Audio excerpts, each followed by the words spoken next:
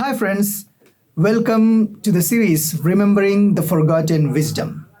In this series, I'm going to be discussing philosophical books from various authors and try to draw a relevance between our modern day lifestyle and the wisdom they departed in the past. Is it helpful to us in today's day and age?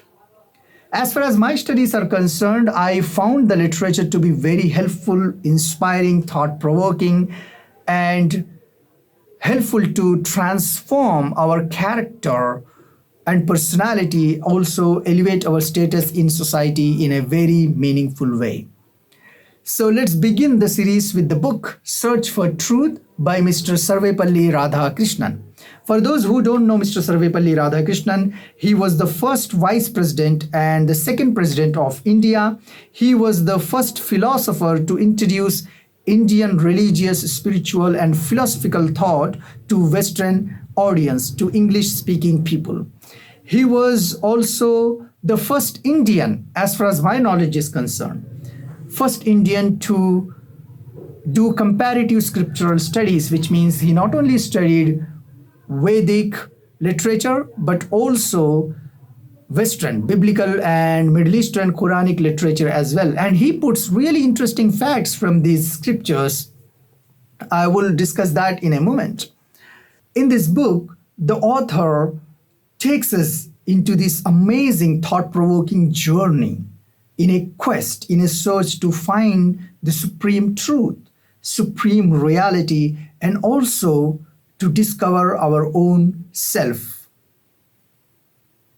Is there anything above and beyond apparent that can elevate our status, our current status as a human being, that can bring a great, impactful, meaningful individual and also social transformation in us? These are the certain questions author addresses in this book. Another very interesting thing about the author is he does not overload information on the reader, but he inspires us to think, to reason with our faith, with our actions, with social structure, with cosmic process, and try to find new direction every day. Try to seek answers every single day. Be in this quest every single minute. I think it's really important to be in the search, in the quest. Whether you find the end of the search or not, it doesn't matter. But to be in the search, to reason with every single action, with behavior, with society, with our faiths, with our beliefs, with religion, spirituality, and various doctrines is really important.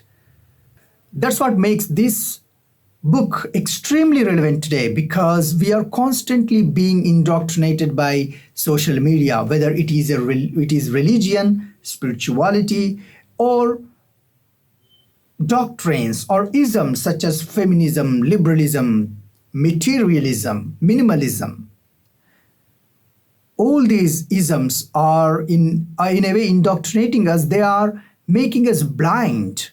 We are blindly following one of these values. Of course, they are important. I'm not undermining them. But I think we must reason with everything, every ism that we follow, every religious thought, every spiritual thought.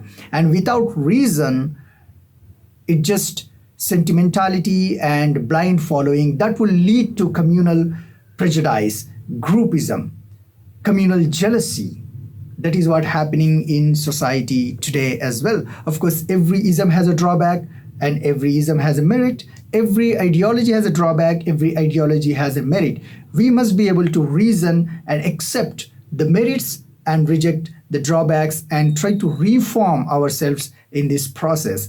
That is what Sarvepalli Radhakrishnan is trying to inspire us. That is my understanding of his book. As the search begins, the author wonders about this amazing universe, amazing cosmic process. We all know how wonderful it is, the mechanism behind it. We don't have a complete understanding of it yet. Of course, we have a part knowledge, but we don't understand fully why and how the universe functions. Yet, every single object in the universe seems to be playing its role in this cohesive system. In absence of any particle or any object, universe may not be the way it is today. Which means every single object in the universe seems to have a purpose, have a role to play, including human beings. In this amazing system, the author points out an interesting fact, an obvious but interesting fact, that is, every single object in the universe, every single thing in the universe is leading up to destruction. It appears like everything is rushing for the destruction, for the annihilation. What is today does not exist tomorrow.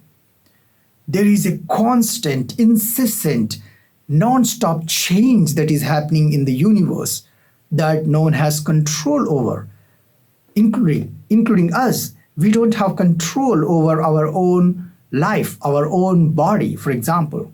There is a change happening every single second, in a fraction of a second. On an atomic level, the change is very fast, very quick, and it appears like ultimately the change is leading up to the destruction. Non-existence, mortality. So that's what makes author think, is that all? Annihilation is the purpose of this universe and human being as well? That's the question. If we are living only to be destroyed, if every single object in the universe is there to be destructed, if that is the ultimate goal, that does not make sense.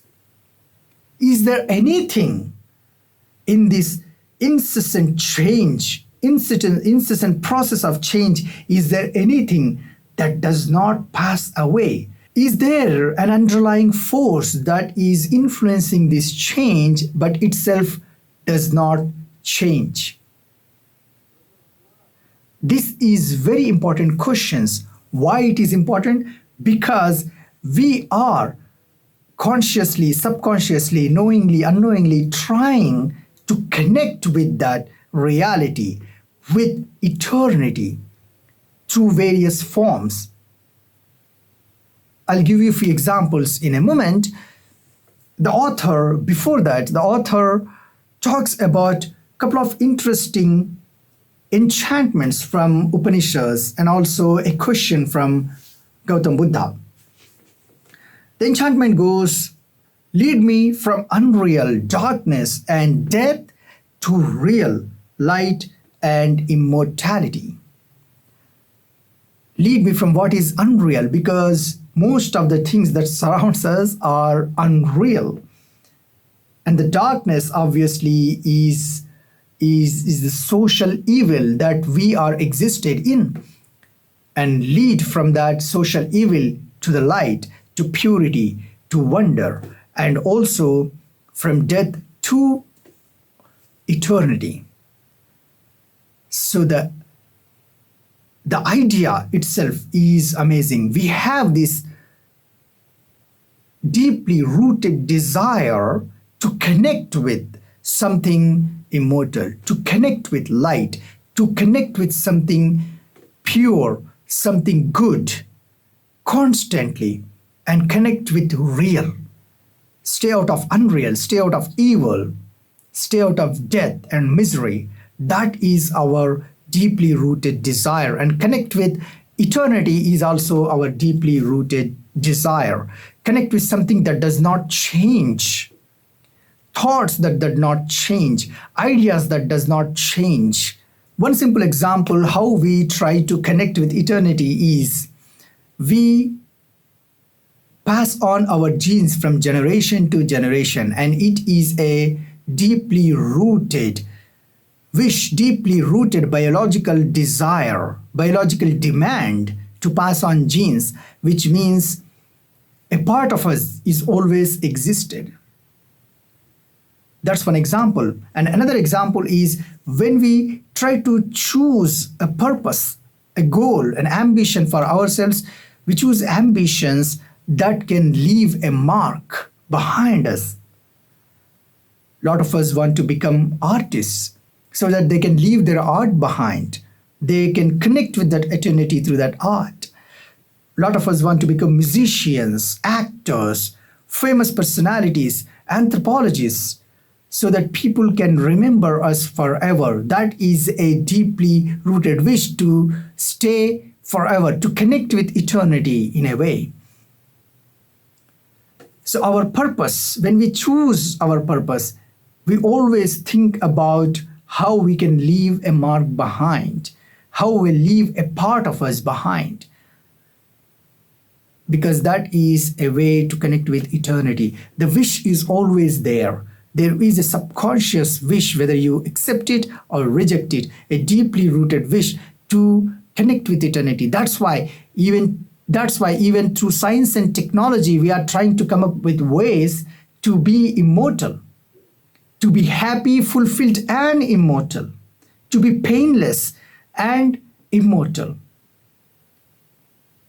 Immortality with a condition, of course, but the wish is there to be immortal, to stay, to connect with eternity. And the question is there a deathless element in us at all? Something could be the values, could be the spirit, could be the soul that is in us, which is not changing, which is constant, which is supreme, which can help us raise above and beyond our current state. Those supreme reality, those supreme values. That's another question author asks. This is very thought-provoking as well, because I think we do have a deathless element. A simple example is the values does not change. Values like love, happiness, joy, care, empathy, compassion. These values are constant. They're supreme. They don't change, and they are in us, and we try to connect with these values. We have again deeply rooted wish to connect with these supreme values. Why? Because they are permanent. They don't change. Objectively, they don't change whether you exist or you don't exist. So if these values are there objectively, then that is one way to connect to connect to eternity through those values. That's why we are always search for the Creator, search for God. Whether you theist or atheist, doesn't matter. We are still in a search. We are trying to constantly reason our faiths. Does God exist or not? Because the idea that the supreme reality is eternal, not changing, is deeply rooted inside us, and we are trying to connect with something that is higher than us. We have this predisposed nature,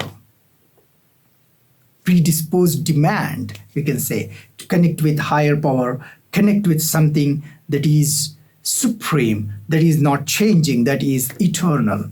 That's why author also puts forward a very thought-provoking quote: "No individual on earth would be content with this kind of life if life were all, if everything is devoured by time, and if time were all, and nothing which transcends time. If there is no such thing as eternity, there can be no meaning to life." All these small examples are given to think, if there is eternity, why we are trying to connect with something above and beyond us, because we want meaning to life. And without eternity, without the idea of eternity, there can be no meaning to life. If everything is rushing for destruction, if everything is rushing towards the fire, like zombies, then what's the point of this life? So there must be an eternity that will give a meaning to all the struggles that we go through in this life. Meaning for our ambitions, purpose, our thoughts, our ideologies.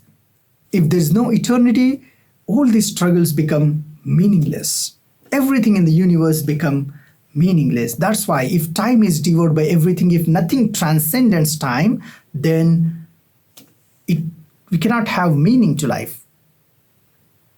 This is another way to reason that there must be something, a deathless element in us.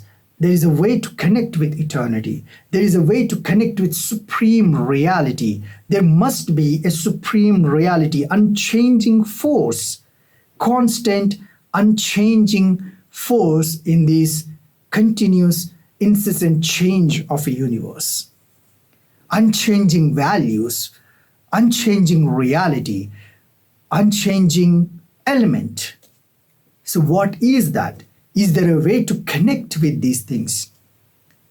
Author further goes into details. I will be discussing that in upcoming videos. So meanwhile, I would like you to think about the questions, the thought-provoking ideas the author puts forward. Wish you all the best. Thank you for listening. Have a wonderful day.